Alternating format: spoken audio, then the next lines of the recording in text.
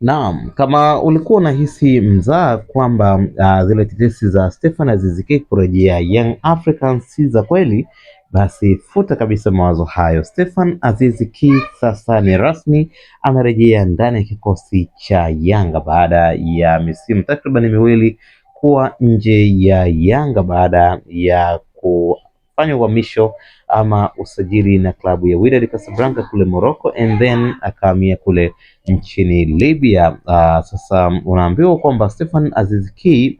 alipeleka barua ya kutokuwa na furaha ndani ya nchi ya Libya kutokana na mazingira ambayo yeye binafsi aliyazoea, lakini pia kutokana na umbali aliyokuwepo ni pamoja na familia yake ambayo ni Hamisa Mobeto. Sasa baada ya barua hiyo, uongozi wa klabu yake kiukweli ulikaa na kutathmini ombi la Stephen Aziz Ki, na kwa sababu walifanya uhamisho huo wakiwa kirafiki kabisa ama katika namna mzuri, basi wameona ni busara kweli kukubali kile ambacho Stephen Aziz Ki amekuwa akikiomba. So wamefanya negotiation na uongozi wa klabu ya soka ya Yanga na kukamilisha negotiations hizo na kila kitu kimekwenda sawia kabisa. Tayari dili hilo limekamilika 100% na muda wote endapo dirisha la usajili litafunguliwa, basi ataweza kutangazwa kama mchezaji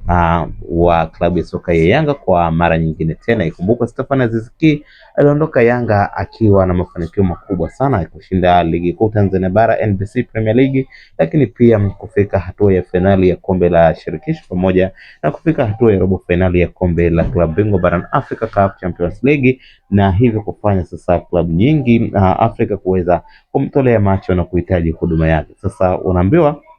siku jana Stephen Aziz Ki alionekana katika moja ya sherehe ambazo zilifanyika akiwa na mke wake Hamisa Mobeto wakiwa wamehudhuria, na sherehe hiyo ilifanyika jijini Dar es Salaam, na ambako sasa anasubiria wakati tu wa kuweza kutambulishwa rasmi na klabu ya soka ya Yanga kama mchezaji mpya ambaye anakuja kuitumikia klabu hiyo kwa mara nyingine tena baada ya kuondoka ndani ya kikosi cha Yanga. Sasa